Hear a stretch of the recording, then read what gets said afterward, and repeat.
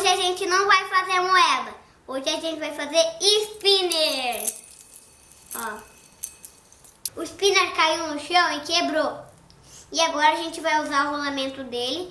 E daí a gente vai criar um spinner bem legal. Mas antes eu queria dizer pra vocês que eu estou muito feliz. O canal chegou a 25 mil inscritos. E eu amo vocês. Eu convido você que não é inscrito a se inscrever no nosso canal. E faça parte da nossa família. Galera, vamos fazer e depois eu vou voltar e mostrar pra vocês.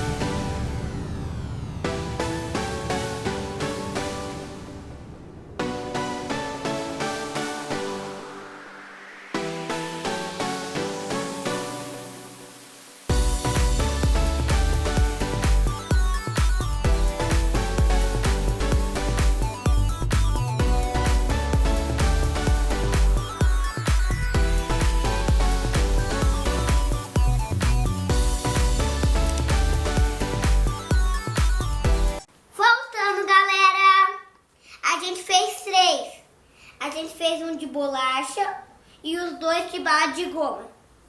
Gente, esse daqui é muito maneiro, ó. Ele é menor, esse aqui. E esse aqui também gira muito rápido, ó.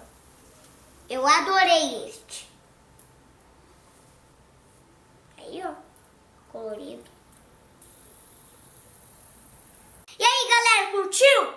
Se você curtiu, dê o seu gostei, se inscreva no canal, ative o sininho pra você não perder nenhum vídeo, tá? Então, valeu!